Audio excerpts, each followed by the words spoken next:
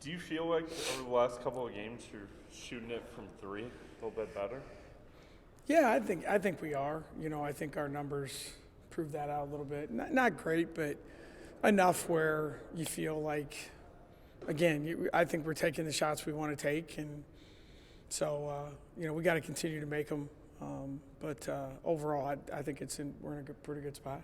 Is that giving you at least an improvement enough to make you feel good about, like, okay, it's giving us a chance where we don't have to rely on one thing to go right now? Yeah, I mean, I think the way we've played basically all year, I think there's probably haven't been too many games that off the top of my head, I'm sure I'm wrong on this one, but I don't know there's been too many games where we left and felt like we didn't have a chance to win the game.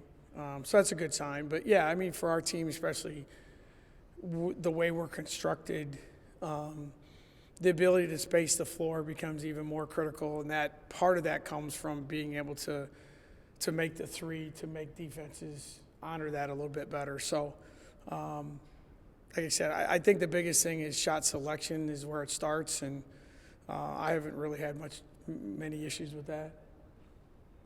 At Oklahoma State, it seemed like also getting Morgan involved was really big, and going forward, when you have that ability, that opens up the three, there's stuff two back maybe. No, Mo was really good. That might have been, again, we're focused on what just happened, but it had to be one of her better games in a lot of ways. I mean, not just the points. She defended well. She played 26 minutes. All the things that we're going to need on a given night from her, because, to be honest and realistic, Nia and Ash aren't really built to play in the post, for a lot of minutes. So we got to get it somewhere, and I think that's a great thing for Mo. And I think the biggest thing is, I've said this many times, she's a kid that's really done everything we've asked her to do. Her roles here have changed, kind of like the weather, and she just accepts it, and she wants to do whatever it takes for her team to be successful. And I think you can tell, if you come to practice, you go to games, when things go well for her, the excitement of our team elevates because everyone cares about her, because she cares about everyone else. So that's pretty cool to see. I know at times you've had talks with players that kind of spark nights like that. Is there anything kind of like that happened with Morgan leading up to the game? No, I talked to her about it a little bit, and just, we've been really pushing hard trying to get some things done in the post, and we haven't had a lot of success, and that's, I told her, I said, you just got to do what you're supposed to do, and it's my fault that it's not going the way it should be going, and we got to coach better. I got to do things differently with her, and we just tried to get her to relax, but really it's just, Mo shows up every day, and I think that's a skill. You show up to work every day, that's a pretty big deal. And she shows up to work every single day, and I think it's even harder when you show up for work every day and you don't know what is expected of you or what's going to happen that day. I mean, Lex, Ash know they're going to play, they're going to start, they're going to shoot, they're going to whatever. Mo, has played 6 minutes. She's played 26 minutes, and that says a lot about her character. That, hey, I'm going to be here, and whenever you need me, I'll show up and do it. And she's done it consistently, and it's neat to see her have some success. And hopefully that'll be something she can finish with.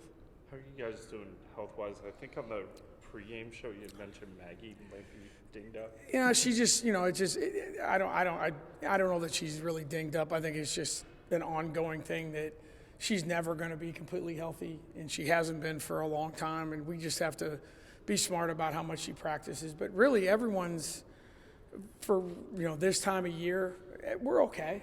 The medical report that I get weekly has little stuff on it, and it's maintenance. It's but right now, it's who cares? Rest. You can rest in a couple weeks, and we have a couple of them that can rest the rest of their lives. So, just go out and play. And like I said, I think the biggest thing for us is, I've said this all the time, we just have to practice smart. Yesterday was a walkthrough day. Today, it'll be a hard 40 minutes, and save it for, it's hard to believe we have 1 week to go in the regular season, but our kids have managed it really well, and the staff, our training staff, our strength and conditioning staff, they're the best at what they do, and they do a great job of letting us know what the other kids can do. What do you make of this final 3-game stretch, and how big is it to finish strong going into the case? I think it's always big. You want to finish everything in a positive way. I tell our kids that all the time, that I'm a firm believer that it takes a special person, team, business, whatever it is, to finish. Anyone can start. It takes no skill, no talent, no nothing. Anyone can start something, but the ability to finish strong and finish and fight for something. And like I say, I don't know, there's 350, 60 Division I teams in the country, and there's a lot of them are playing this week because they have to. We're playing because there's something to play for, and whether it's playing for seeding, playing to build your resume for the NCAA tournament, whatever it is, it's cool to feel like you're in the last week of the regular season, and it's still really important, and it's fun to come to practice, and you should be motivated to come to practice. So our group has done that, and I think we're excited that we still have 2 home games left. That'll be fun for our kids, and hopefully tomorrow will be. I say this all the time. There's never a better day in Ames than, maybe September fall football might be a better day, but because I get to go to the game and tailgate. Then game days like tomorrow. 2 games, 2 games at Hilton, and people can enjoy everything about Hilton. There's not many opportunities left to watch some of the guys that have done so well. Soon and Jaron and all those guys, and our team too. So we don't get many of those at Hilton on a Saturday. The weather will be good, so looking forward to tomorrow. Is momentum a real thing that you can, you talked about things to play for, but leading up to the Big 12 tournament? That's a great question. I've really never figured it out. I don't think it's, momentum's not the next day starting pitcher kind of thing. Yeah. But I do think there is something to be said for it. I don't know that it's as big as I used to think it was. I think you can play well and lose a game and still feel like you're making progress. Now, obviously, health becomes the number one thing, and number two is, is your team in a mindset that they still want to keep playing? Is your motivation still the same? So yeah, I think it's, there's no question it's a factor, but I don't know that it's as big a factor maybe as we want it, as coaches want it to be, and that we focus on that. But I think at the end of the day, you just want to feel like you're in a good space, mentally, physically, and the games come so quickly. And for us, the regular season is going to end next Saturday. That's over. The Big 12 tournament is its own animal, own entity. So, So can you pick, can these last 3 games, do you feel like it could help you pick up momentum for that? Oh, yeah. I think it could. I definitely think it could because, I think it could because, you don't know who you're going to play. Yeah. You're probably going to play, the way it looks, you're going to play someone that you split with during the year. So you're like, okay, you better have some motivation. And I think the excitement, too, of going to Kansas City, doing it, I've said many times, besides the NCAA tournament, it is the best basketball weekend there is in this country, period. It's not even debatable. And so the excitement of going and being a part of that maybe does carry that excitement, add to a little bit of momentum, makes it a lot more fun. So I think our kids will be excited to do it. To piggyback off of that, you mentioned you can play well in a loss. And from a layperson's perspective, watching the Oklahoma State game, it felt like you guys did that, showed the toughness you needed to show, and they just made a great shot at the end that made it easy to overcome. How do you feel that added to the body of work of winning 2 big games the week before? That you didn't win, but you did a lot of things really well. No, I do. Obviously when you lose, it sucks, and you don't sleep well, and we had to spend the night in Stillwater. No offense to Stillwater, but I'd rather come home and not sleep in my own bed than not sleep in a hotel room. But no, I thought we played really hard.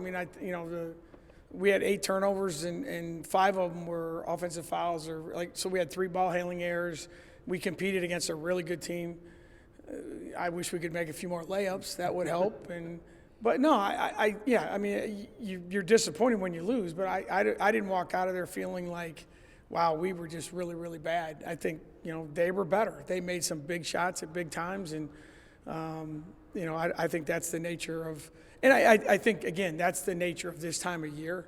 And the message I told our kids was after the game, I was like, hey, I was proud of your effort. It's just like at some point the season's going to end, and you don't want it to end on, gosh, we missed too many layups, or we forgot a scouting report defensive assignment, or whatever. Let's just, play as hard as we played tonight, just be a little more efficient. And when we do lose and the season ends in Kansas City or wherever, it's because the other team was better. And, they were better by one or two plays, and they deserved to win. So, but overall, I was proud of our team's effort.